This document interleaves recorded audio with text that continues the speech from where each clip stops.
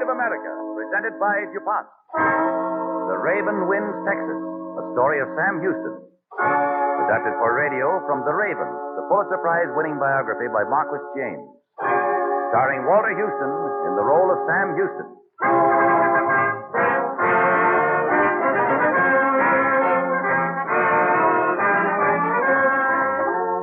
Tonight, the DuPont Company, makers of better things for better living through chemistry, again has the privilege to present Walter Houston in an original Cavalcade of America drama, The Story of Sam Houston.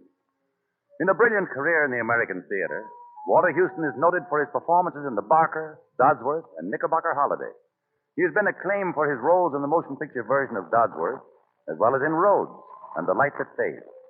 This week, he returns to Broadway in a new play, Passenger to Bali. Tonight, he appears for the second time in this series of the Cavalcade of America in the role of Sam Houston in The Raven Wins Texas.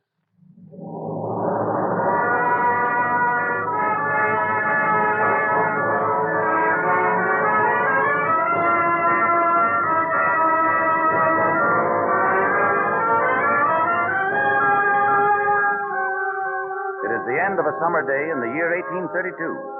In the White House at Washington, two men face each other, President Andrew Jackson and General Sam Houston. Sam, remember you spoke to me a long time ago about Texas? Yes, I do, Mr. President. You said you weren't ready to talk about it then. Well, I am now. Been keeping my ear to the ground, hearing a lot about what's going on down in Texas now. And here it is. They were promised statehood in the Mexican Confederation 8 years ago. And by the eternal Sam, that promise ain't been kept. Of course it hasn't been kept. Didn't think it would be, did you? Here's what I'm thinking, Sam. Texas shouldn't belong to Mexico at all. Certainly it should. It should belong to the Union. You're going to have a walloping fight to get it in. Well, who's afraid of a fight? No, more than a fight, Sam. Bigger things than that at stake in Texas. Powerful big things. It's the whole Southwest. There's got to be only one civilization down there. One. The American civilization. Amen to that, sir. Sam, you go on out there to Texas. You'll find Steve Austin at the head of things out there.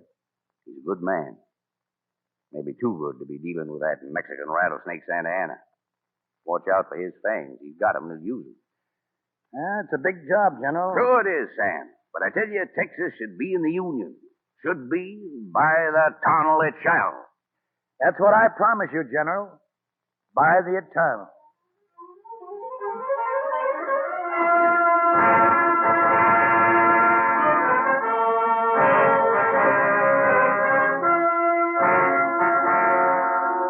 Mind if I walk with you to your horse, Mr. Austin? Why, no, General Houston. I'm glad to have a few words with you if you'd like. What's on your mind? Mr. Austin, ever since I came to Texas, I've been telling you Santa Anna is a split-tongued reptile that you can't trust. I'm asking you for the last time. Don't go down to Mexico City to see him. It won't do any good, sir. General Houston, I've got to go. You were at the convention. You know they sent me down there to ask Santa Anna to recognize the rights of Texas. I know it. I fought the plan all through the convention, and I still say it won't work. I tell you, you can't rely on Santa Anna. He's got every reason to be grateful to us. Texas helped make him president of Mexico. Listen, General, you've been paying too much attention to the hot-headed element down here. I trust Santa Anna, and I believe he'll give us our way in Texas. You can't trust him, sir. He's a tyrant, and you'll find out you're just wasting your time. Well, I'm the best judge of that, General. Goodbye, sir. Goodbye, Mr. Austin.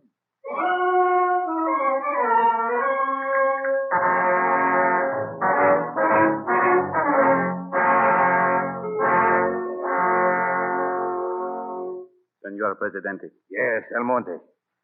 What is it now? It is this, Senor Stephen Austin. He still waits to see you. He must wait, Almonte, until I am ready to see him. Excellency, it is now 6 months that he has been here waiting for an audience. May I remind you that... Enough, Almonte. You can remind him and yourself, too, that I am the Napoleon on this continent. I beg your Excellency's pardon, but Senor Stephen Austin is ready to leave us. Leave? He just told me so himself. Waited 6 months, you say. 6 months is too short a time, Almonte. Senor Stephen Austin will stay with us a little longer. Excellency, would it not I be... need no help from Senor Stephen Austin. I have discovered a letter here, a letter Senor Austin wrote to friends in Texas. It was too bad he wrote it.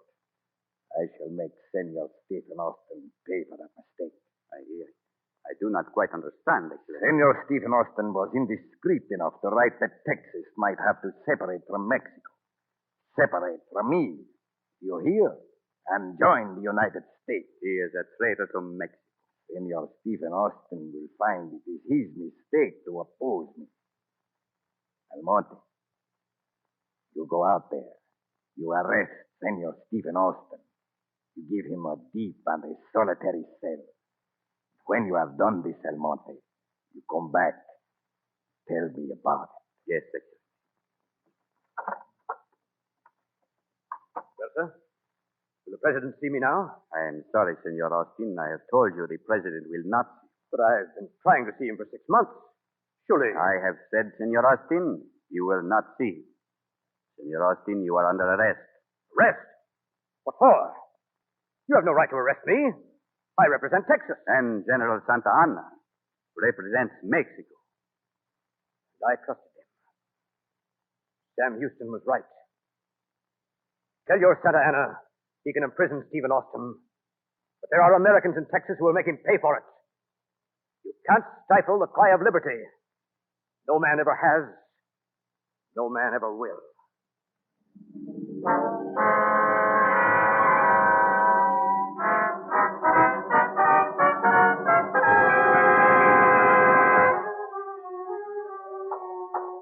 Mr. Speaker, General Sam Houston. Mr. Speaker, gentlemen, we all know what we are up against. Santa Anna still holds Stephen Austin in a dungeon. And what have our people done? Driven a few Mexican garrisons out, and what's the result? These paltry slaps at Mexico have done more harm than good. Santa Anna will be back any day with an army for revenge. And gentlemen, Texas is not ready for him. We have no government.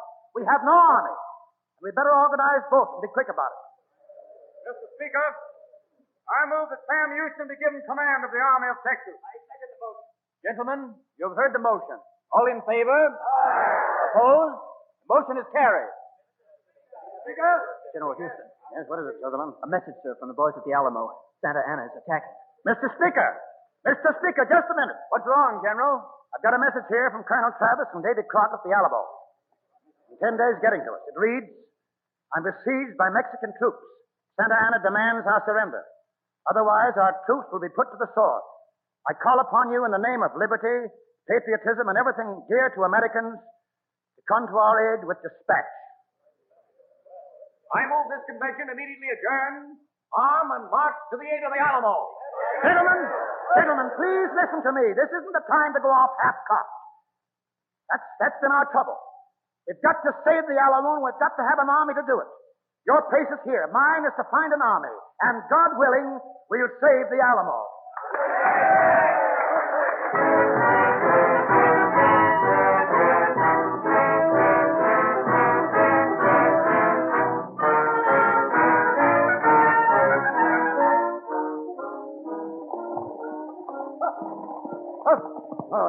General Houston. Oh, Firefly, whoa. Oh, what is it, Major? Scouts up ahead found a woman riding by herself looking for you, sir. They're bringing her back here. Well, who do you suppose she is? Said her name is Mrs. Dickinson, General. Oh, here they come now, sir. Well, I wonder what's up. Give the order to halt. Yes, sir. Arm, halt! Arm, halt! Is General Houston there? I'm General Houston, ma'am. What's the trouble? General, I've a message for you. The Alamo has fallen. Fallen. We're too late. Colonel Travis, David Crockett, they're all killed. Butchered, slaughtered by Santa Anna. The whole garrison. Yes, General. We stood them off for 12 days. Only 180 men against 4,000. Then at dawn on the 13th day, the Mexicans put scaling ladders against the walls. And that was the end. There were only 6 of us left. We watched Santa Anna come into the Alamo and cross the square to where we were. He came prancing up on a pony, and his men cheered and sang until I thought I'd never seen so many maniacs in one place.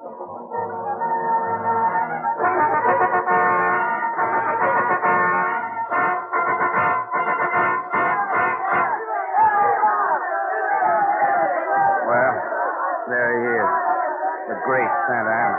13 days. Well, it took him that long to ride inside these walls, anyway.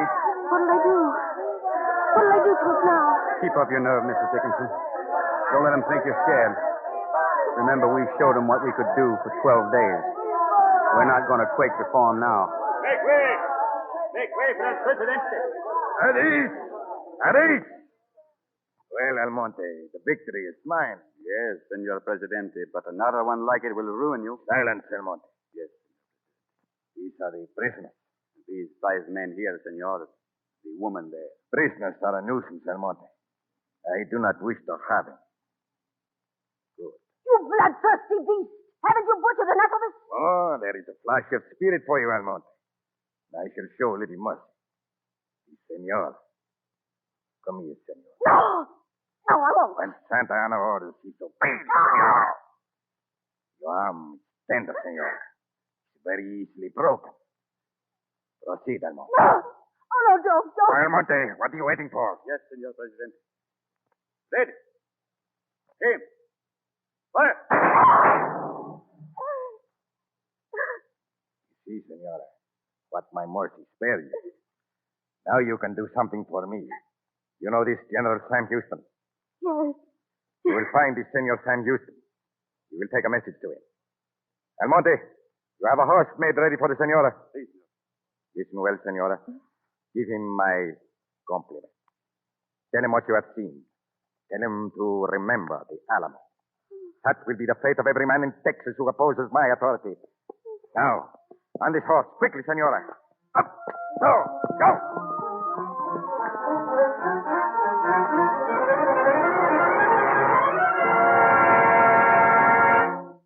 So, Santa Ana sends a message. And here's our reply, Mrs. Dickinson. We'll remember the Alamo, and Santa Ana will never forget it.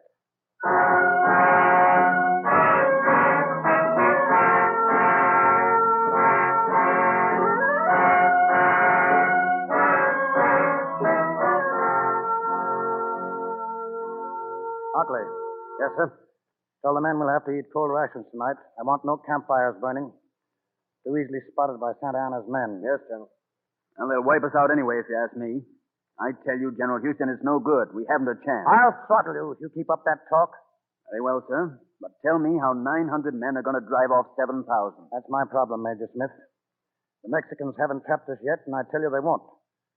Texas is a powerful big place to fight in, and there's lots of room for one big blow. Come on, you. What's going on there?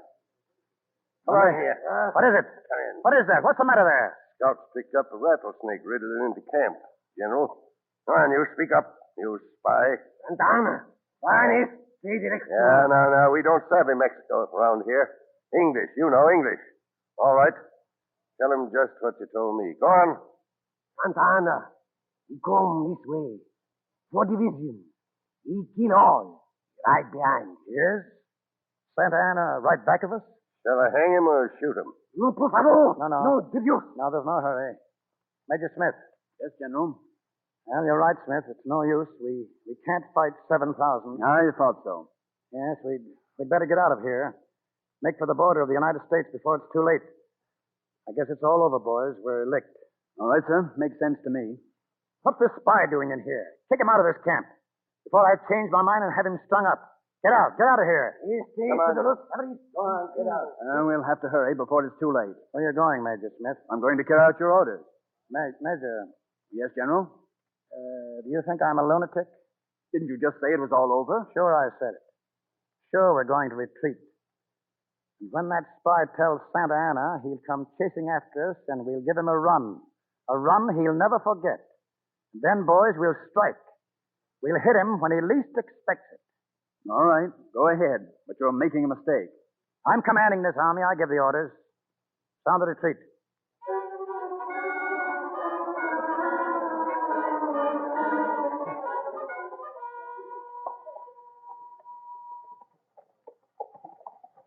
Whoa.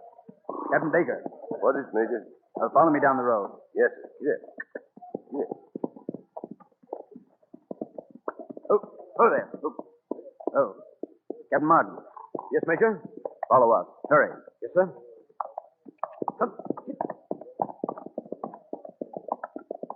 Who there? Major Hartley. Yes? Huh. You follow us off the road here, over in those cottonwoods. What's the matter? Come on. You'll see. All right. Get. Come on.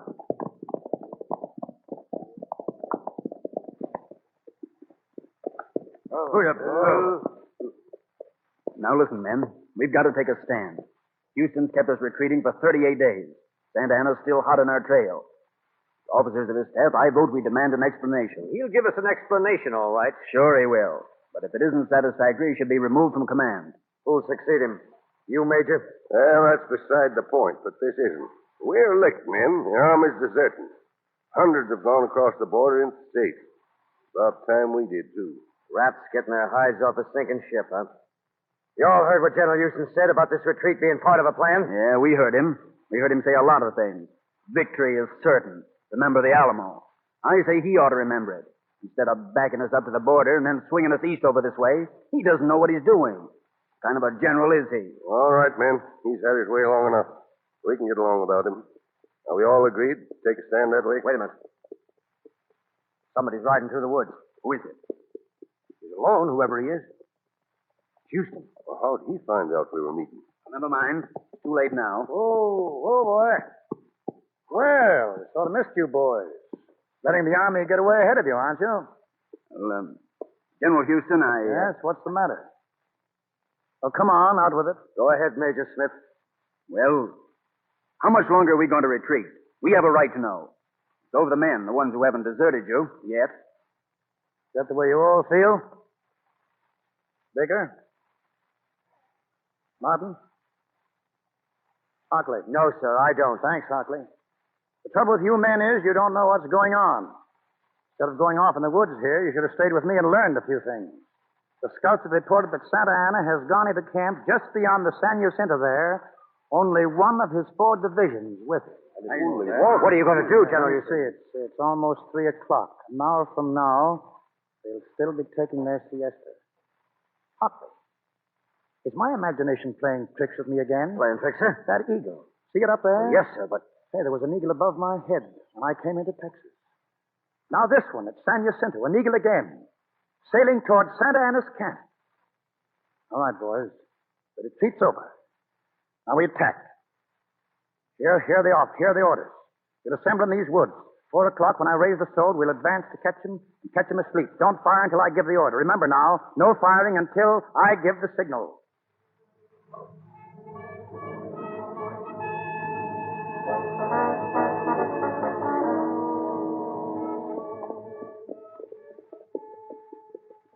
Quiet, man, quiet. Got to catch him sleeping during siesta. No sign of life in their camp yet, sir. They've seen us, sir. Hold your fire, men. Hold your fire, Hockley. Yes, General. We're almost the Mexican breastwork. I know. It's about 20 yards, sir. Everything ready? Yes, sir. Can you see our artillery? Men are looking this way. They're waiting for the signal, sir. All right. Wave your hat. Signaling them to fire. Right, sir. Now, give it to them. Remember the Alamo, boys. Fire!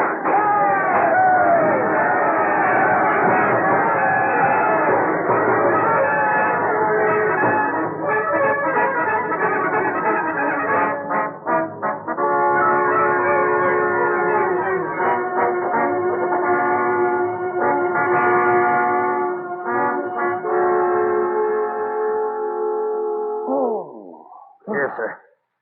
Sit down, lean against this tree, sir. Yes.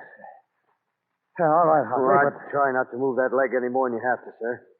I'm afraid you shattered the bone. Never mind it, Hockley. Have they found Santa Ana? Where is he, Hockley? Well, the men have been searching all night, sir. I guess we missed him. Missed him. And we've failed, Hockley. Santa Ana will be back with his 3 divisions and wipe us out.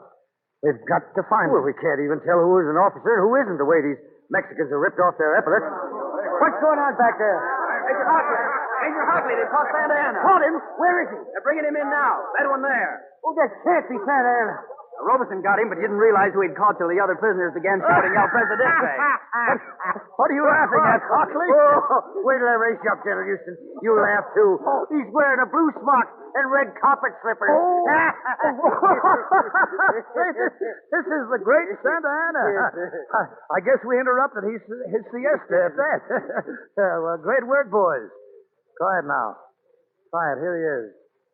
I am General Antonio Lopez de Santa Ana, President of Mexico, Commander-in-Chief of the Army of Operations. Indeed. Take a seat, General. Sit down.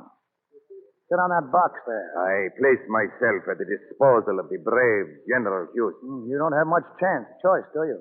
The man who has conquered the Napoleon of the West may consider himself born to no common destiny. It now remains for him to be generous to the bank. Yes, you should have thought of that at the Alamo. I propose, General Houston. You propose what? I propose an armistice. Armistice? Well, I'll do all the proposing, understand? As you wish. You write an order instructing your troops to leave Texas soil forever. Could I have? Has anyone a piece of opium? Opium? So? I would be very grateful. Now I see you in your true color. The Napoleon of the West. It is not a great thing I ask. No? Nor I. Merely that your armies leave Texas. You'll write the order of evacuation. Yes, senor. Yes, I will do so. Take him away, boys. All right, General. Come on now. Hockley. Yes, General. Get me a paper and a quill. I'm going to write to Andrew Jackson. Yes. We've won our freedom. Now all that remains is for us to join Texas with the Union. When that day comes, and someday it will, I'll tell old Hickory myself. By the eternal.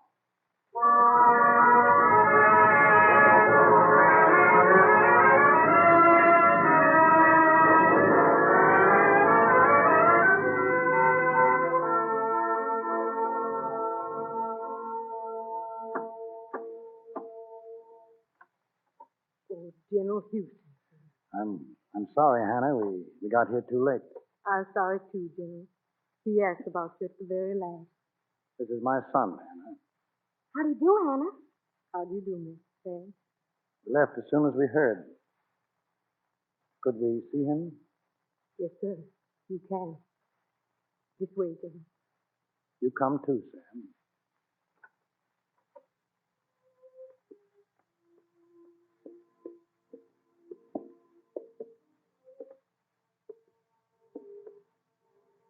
My son. Yes, Father? My son, always remember you've looked on the face of Andrew Jackson. He was a great man, wasn't he, Father? No man alive, no one will ever be his equal.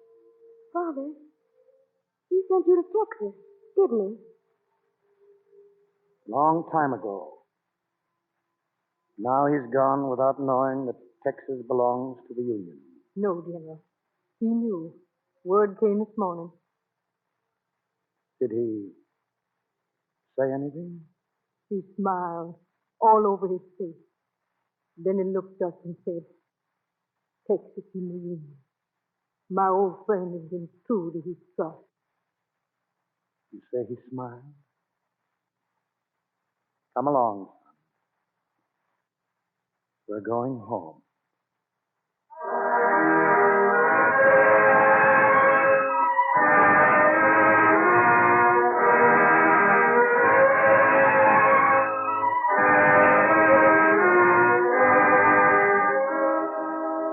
The Raven's flight is ended. But the heritage he left us lies in the greatness of the Lone Star State. And tonight, Sam Houston, the foremost Texan of his time and all time, takes an honored place in the Cavalcade of America.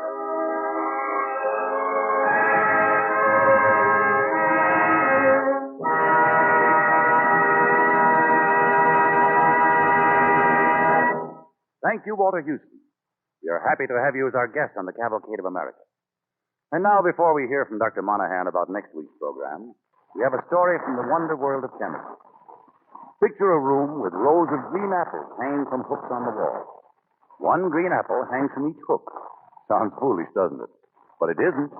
It's just a part of the careful research to find a better and safer way of controlling the codling moth and preventing wormy apples. Codling mothworms love apples.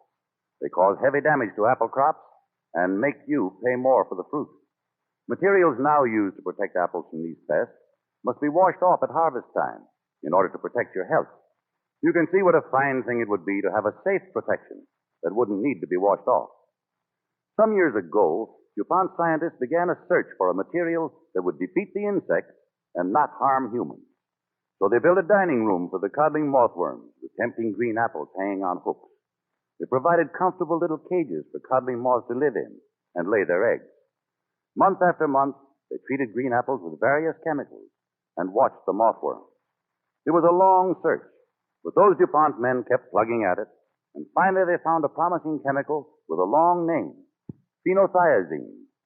Anyway, the name isn't half as important as the fact that it does protect apples against the codling moth when sprayed properly on the fruit. It also protects grapes against the grapeberry moth and a disease called the black rot. It stops Japanese beetles from feeding on plants and fruits and is proving effective against other insects, too.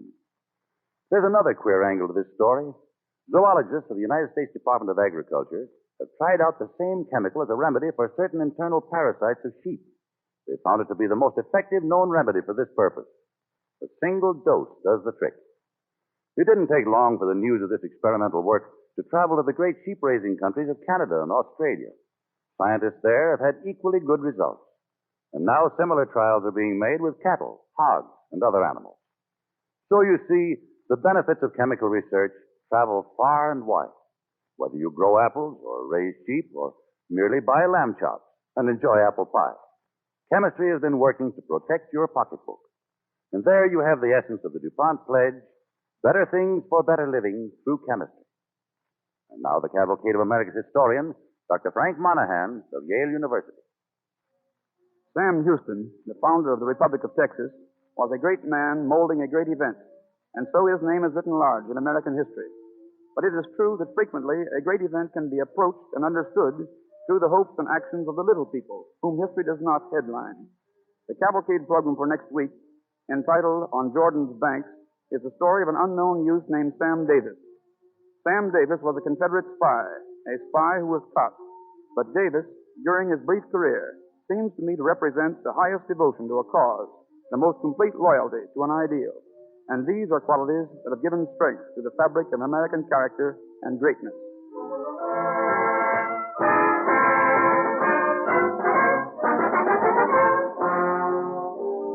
Next week, when the Cavalcade of America presents On Jordan's Banks, our star will be Elliott Reed. Radio listeners everywhere will recognize Elliott Reed and remember his outstanding performances on many radio programs. On Broadway, he's been a talented and versatile member of the Mercury Theater, appearing in Julius Caesar and The Shoemaker's Holiday. Next week, he will be starred in the Cavalcade of America's drama On Jordan's Banks in the role of Private Sam Davis. On tonight's program, the orchestra and musical effects are under the direction of Don Voorhees. This is Basil Rysdale saying good night and best wishes from DuPont.